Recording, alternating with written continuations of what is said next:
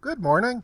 I thought I'd share a little video I did of my a solo cruise on my bay hen on the Tay Canal. The Tay Canal is a short canal about 10 kilometers or 6 miles in length that runs between the Rideau Lakes and Perth, Ontario.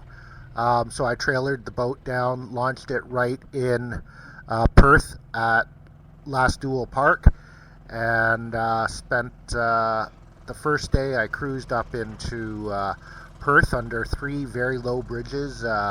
Bridge clearance seemed to be less than 6 feet, and then I stayed aboard down in Last Dual Park, and then I cruised down to Upper Beverages Lock, and then returned. Here it goes.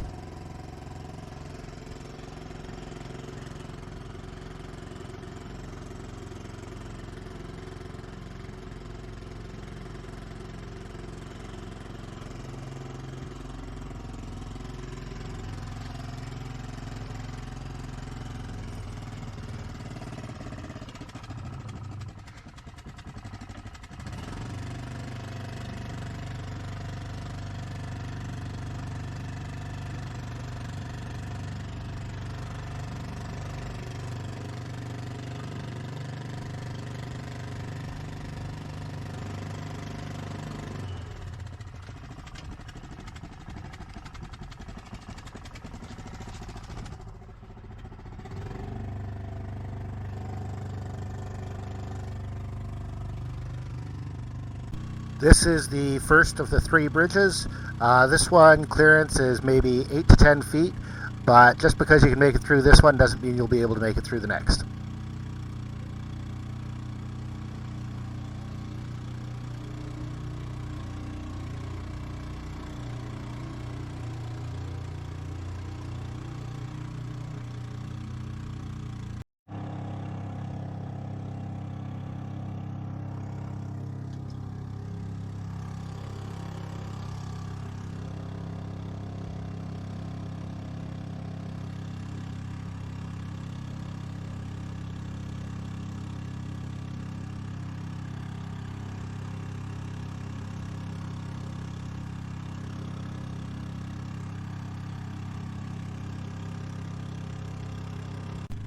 And this is the second bridge. The clearance on this one was really tight. I had to kind of maneuver around the bolts or brackets on the bottom of the bridge, but I squeaked through.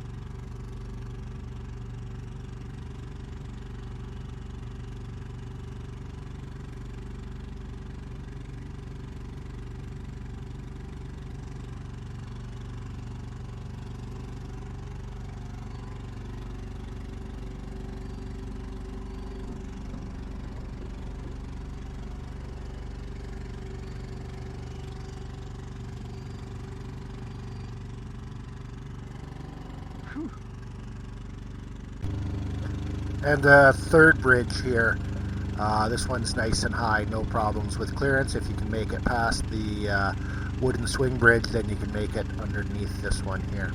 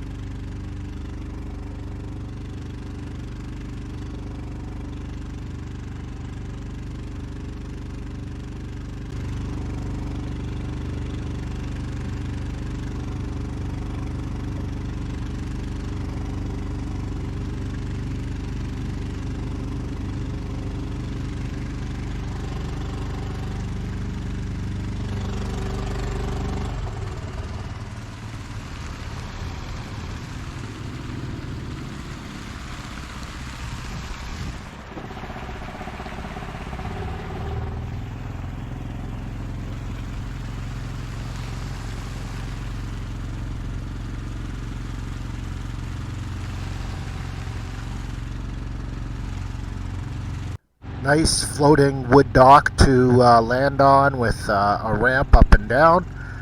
Great place to tie up for a few hours and explore town.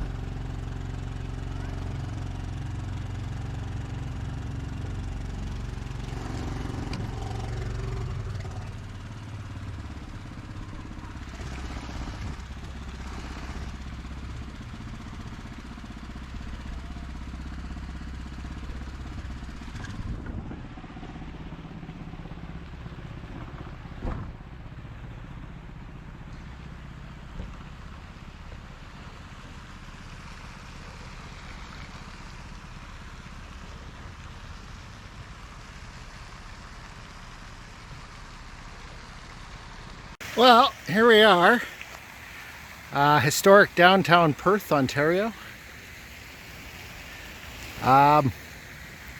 There's the bay hen over there at the town dock. Something tells me they don't get a lot of sailboats here. I came under the lowest bridge I've ever taken the boat under. I'm thinking, not this one, it's the next one. I'm thinking 6 feet. 6 feet from the water to the bottom of the bridge. At any rate, this is a beautiful town. Lots of old shops and restaurants. It's a very old town. It was a military town in the early 1800s, and they built a canal here up from the Rideau Canal for commerce. So, amazingly, this is the Tay River, just a few hundred yards upstream of where I've got the bay hen docked. And the bay hen came up this river to here. So that's how much water it takes to float a bay hen.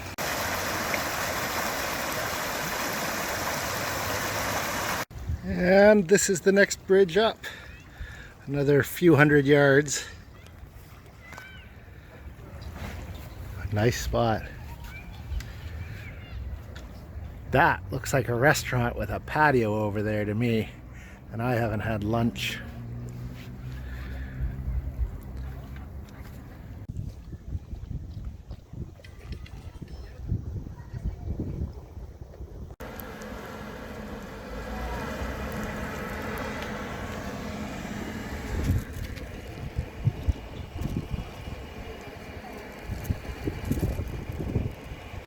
Alright, so here I am, tied up downtown Perth.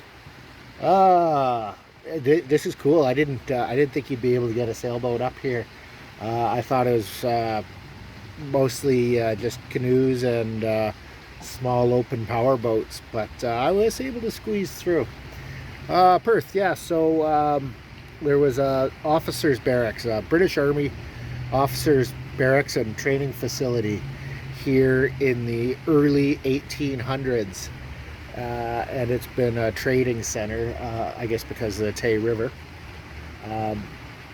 So a lot of really old buildings, and it's been a fairly affluent town for for its entire existence. So the buildings are really nice, the parks are really nice, where I am is really nice. I mean, like the town dock sign says no fees for overnight docking. I mean, that just doesn't happen, you know.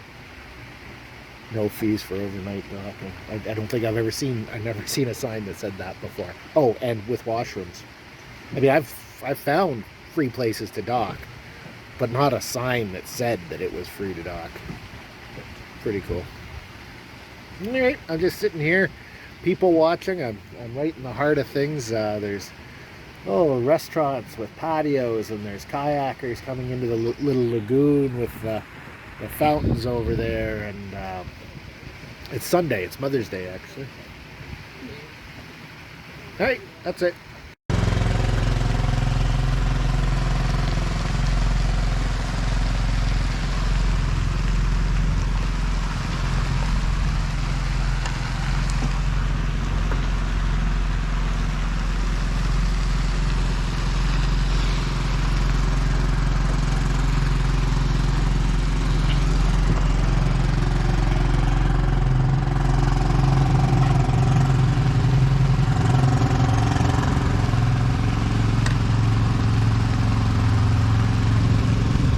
And I came back to the dock that I started from and tied up here for the night. I don't know, I got back about 5 in the evening, I guess, made some dinner and just kind of relaxed for the evening.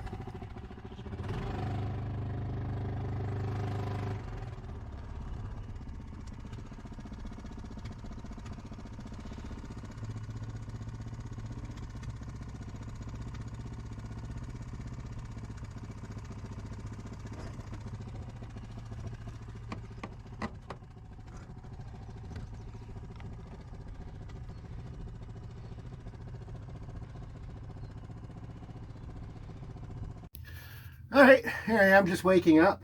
It was cold last night when I went to sleep, but as soon as the cabin was sealed up, it was fine.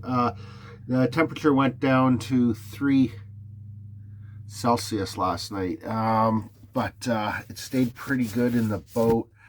I just slept with it was a synthetic North Face sleeping bag, rated for, I think it's -30. It's a -30 bag, so, or is it a -15? At any rate, it's adequate, more than adequate for the conditions.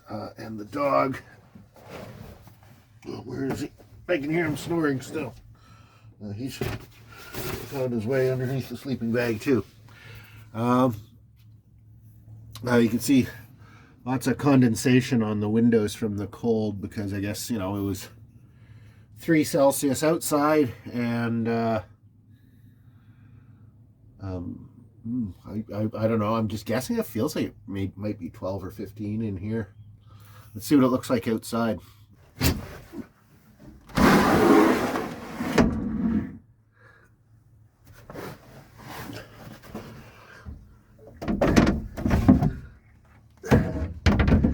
Oh yeah.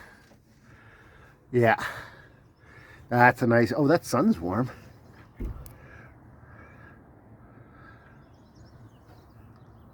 Nobody else around. See, there's a car in the parking lot, but no other boats. I guess I'd like to have a coffee. I've got some instant coffee, and I've got a kettle and a stove.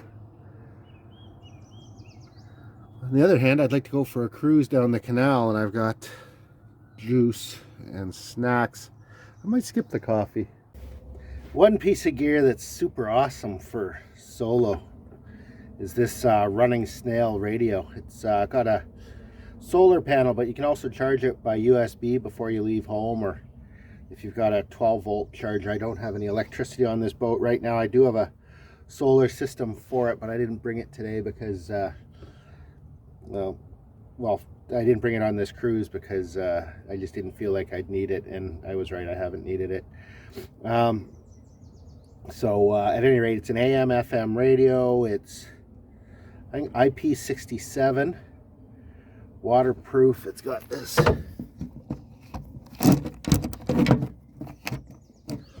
alright, pull out antenna. It's a solar panel, flashlight, AM FM. It's got the internal lithium ion battery, and it'll also take AAA's in case that runs out. What I do is I asked some local fishermen what radio station, what the local FM station was, and there was only one, because it's a small town. So I tuned it to that, and I got the local news, I got the local weather, and I got to listen to some tunes while I, sat around in the evening. Makes things, it's good. So yeah, the radio is a running snail. I can't remember what the model name is.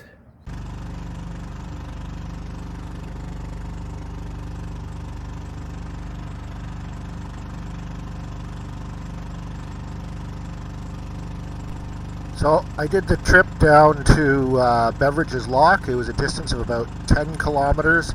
I saw lots of wildlife, deer and osprey, eagles, lots of wildlife.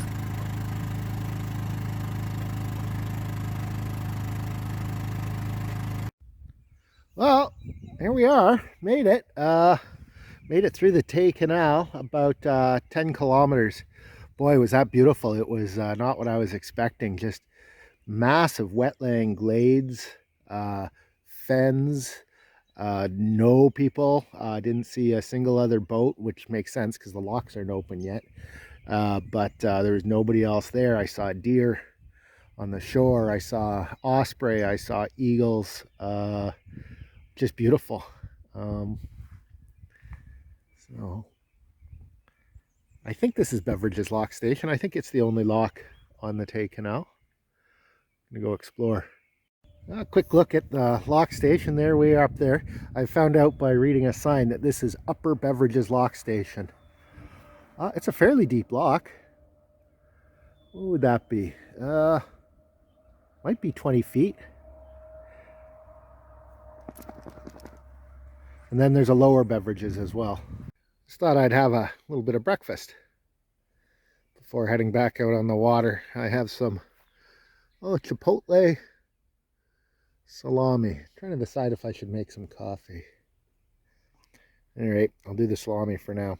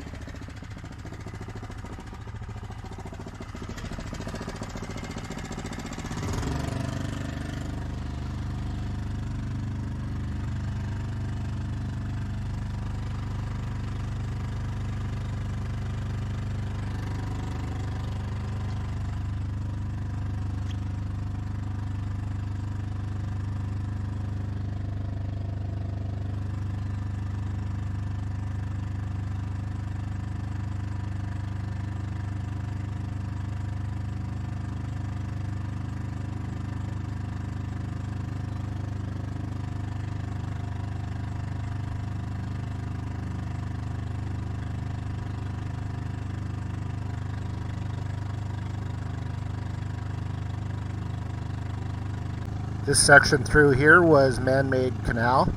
You can see the spoils from the dredging along the left-hand side.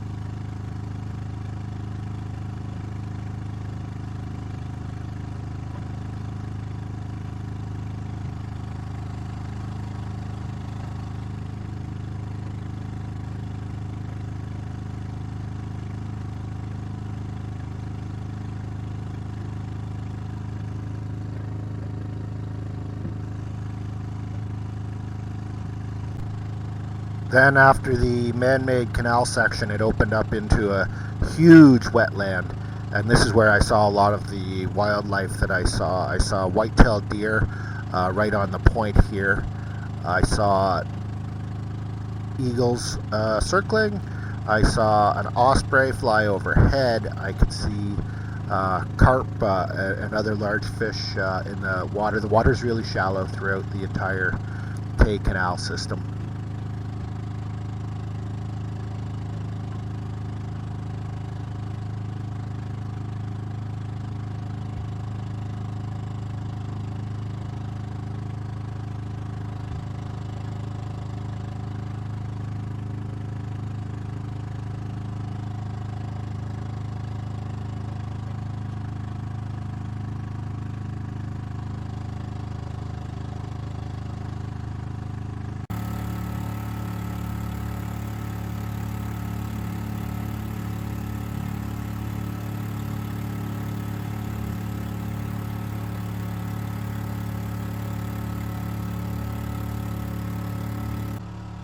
Beautiful old house on the right here. I'm thinking that this house must be contemporary with the canal, so 1890s. Spoil Islands on the left.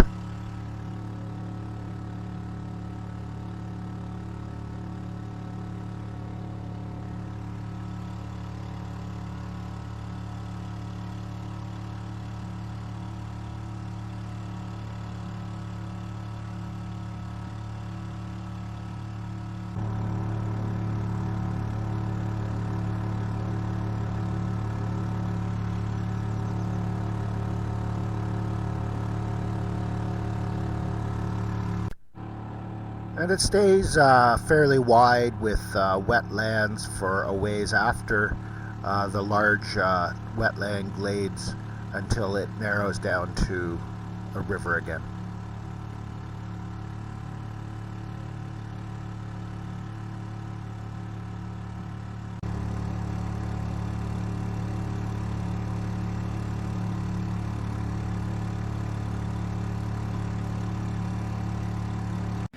All right, well, there she is, all loaded up back on her trailer. Tow it with Dodge Grand Caravan. At any rate, that was a beautiful trip. I don't know, I didn't go that far. 20 kilometers, 25 kilometers probably. Total cruising around. Beautiful spots to spend the night. Good trip. That's Bay Hen on the Tay Canal. Thanks, bye.